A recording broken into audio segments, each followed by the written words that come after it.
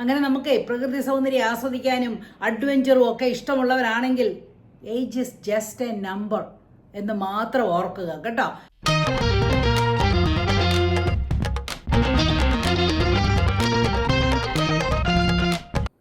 Hi guys, എല്ലാവർക്കും നമസ്കാരം. ഞാൻ അലിസ് മാത്യു. അങ്ങനെ ഞാൻ ഹസ്ബൻഡും കൂടി കോട്ടയത്ത് നിന്നും കാസർഗോഡ് വരെ ഒരു 8 ദിവസത്തെ യാത്ര കഴിഞ്ഞിട്ട് സസുഖം തിരിച്ചെത്തിയിട്ടുണ്ട്. ഒരു അടിപൊളി യാത്രയായിരുന്നു കേട്ടോ, പറയാതിരിക്കാൻ വയ്യ. അപ്പോൾ ആ വിശേഷങ്ങളൊക്കെ നിങ്ങളോടൊന്ന് പങ്കുവയ്ക്കാമെന്ന് വിചാരിക്കുകയാണ്. ഞങ്ങൾക്ക് കന്യാകുമാരി മുതൽ കാസർഗോഡ് വരെ വണ്ടി ഓടിച്ച് വഴിയോര കാഴ്ചകളൊക്കെ കണ്ട് ഓരോ സ്ഥലത്തെയും ഭക്ഷണങ്ങളൊക്കെ കഴിച്ച് ആടിപ്പാടി പോകണമെന്നൊരു വലിയൊരു ആഗ്രഹമുണ്ടായിരുന്നു. അതിൻ്റെ ഭാഗമായിട്ടാണ് കഴിഞ്ഞ തിങ്കളാഴ്ച വെളുപ്പിനെ കോട്ടയത്ത് നിന്നും യാത്ര തിരിച്ച് കാസർഗോഡ് വരെ എത്തി തിരിച്ച് ഞായറാഴ്ച വൈകുന്നേരം സസുഖം തിരിച്ചെത്തിയിരിക്കുന്നത്. ഇപ്പോൾ നിങ്ങൾ വിചാരിച്ചു കാണും ഈ കാസർഗോഡ് വരെ പോകാൻ 8 ദിവസം വേണ്ടി വന്നോ എന്ന്.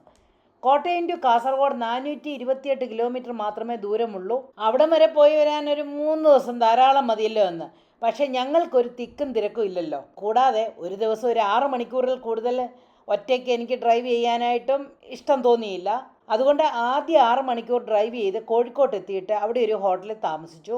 എന്നിട്ട് കോഴിക്കോട്ടുള്ള കുറച്ച് സ്ഥലങ്ങളെല്ലാം കണ്ടു, ബീച്ചും അങ്ങാടിയും എല്ലാം കണ്ടു. അതിനുശേഷം പിറ്റേ ദിവസം ഞങ്ങൾ വയലട എന്ന സ്ഥലത്ത് താമസിച്ചു. ഒരു അടിപൊളി റിസോർട്ടായിരുന്നു കേട്ടോ. അവിടെ മുള്ളംപാറയും അതുപോലെയുള്ള എല്ലാം കണ്ടു.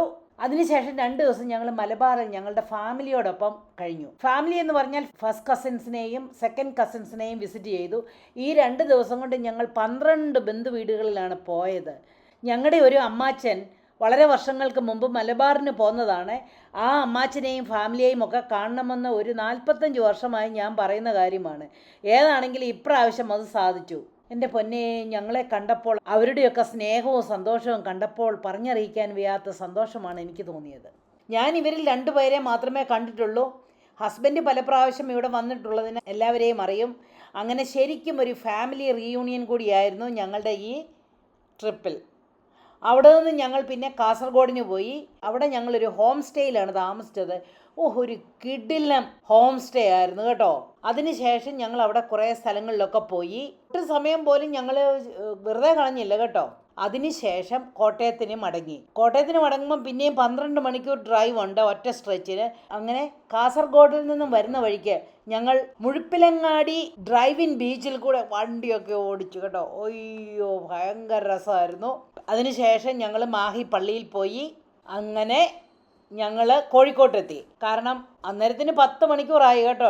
ഡ്രൈവിങ് 10 മണിക്കൂറായി. വീണ്ടും ഞങ്ങൾ ഒരു ഹോട്ടലിൽ താമസിച്ചു. അവിടെ നിന്ന് പിറ്റേ ദിവസം ഒരു 10 മണിയോടെ കോട്ടയത്തിന് തിരിച്ചു.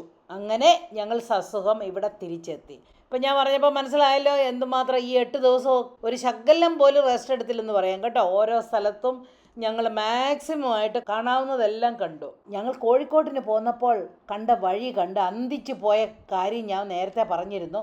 അപ്പോൾ ചിലരൊക്കെ പറഞ്ഞത് മലപ്പുറമാണ്, കോഴിക്കോടല്ല എന്നൊക്കെ. ഇത് എന്നാ നോക്കിക്കോ, കോഴിക്കോട് ബീച്ച് റോഡിൽ നിന്നും തിരിച്ച് ഒരു 3 കിലോമീറ്റർ കഴിഞ്ഞപ്പോൾ NH66 കയറി വരികയാണ്. വഴി ഒന്ന് കണ്ടോളൂ കേട്ടോ. ഈ ബിൽഡിങ്സ് ഒക്കെ ഒന്ന് നോക്കിക്കോളൂ. ഈ വഴി തന്നെയാണ് ഞാൻ കഴിഞ്ഞ വീഡിയോയിലും കാണിച്ചത്. എനിക്കിപ്പോൾ പ്രൂവ് ചെയ്യേണ്ട കാര്യമൊന്നുമില്ല, എങ്കിലും പറഞ്ഞതേ ഉള്ളൂ. ഞാൻ കാണുന്ന കാര്യങ്ങൾ, എനിക്ക് ഇഷ്ടമുള്ള കാര്യങ്ങൾ, എന്നെ അട്രാക്റ്റ് ചെയ്ത കാര്യങ്ങളും നല്ല കാര്യങ്ങളൊക്കെ കണ്ടാൽ ഞാനത് അപ്രിഷ്യേറ്റ് ചെയ്യുമെന്നേ ഉള്ളൂ കേട്ടോ. അതുകൊണ്ട് നിങ്ങൾക്ക് മലപ്പുറം പോലെ തോന്നിയാലും എനിക്കൊരു പരിഭവമില്ല. അതൊന്ന് ക്ലിയർ ചെയ്തേ ഉള്ളൂ. കോഴിക്കോടിനുള്ള വഴിയാണ് NH66. പക്ഷേ ഇടയ്ക്കൊക്കെ കുറച്ചൊക്കെ റിപ്പയർ നടക്കുന്നുണ്ട്, പണികൾ ഇനിയും കുറച്ചും കൂടിയൊക്കെ തീരാനുണ്ട്. എന്നാലും അടിപൊളി ഹൈവേ ആണ് ഉണ്ടാക്കിയിട്ടിരിക്കുന്നത് കേട്ടോ. 8 ദിവസം ഉണ്ടായിരുന്നിട്ടും ഉണ്ടല്ലോ, കോഴിക്കോട്ടും കണ്ണൂറും മലബാറും കാസർഗോഡും എല്ലാം കണ്ടപ്പോൾ ഒന്നിനും തികഞ്ഞില്ലെന്നുള്ളതാണ്. എവിടെയോ കുറച്ചൊക്കെ ഏതൊക്കെയോ സാധനങ്ങളൊക്കെ കണ്ടു. പിന്നെ അത്രയും ദൂരം ഡ്രൈവ് ചെയ്യാനായിട്ട് പറ്റി.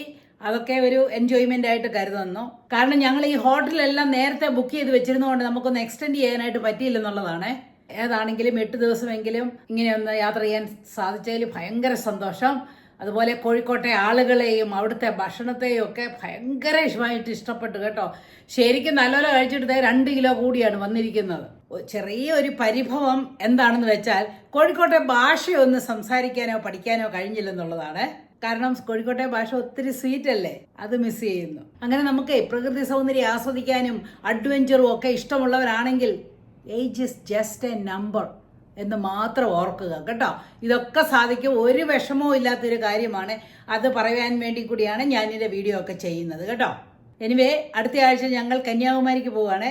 അപ്പോൾ ആ പോയി വരുന്ന വിവരങ്ങളെല്ലാം നിങ്ങളോട് ഷെയർ ചെയ്യുന്നതായിരിക്കും. Okay, bye.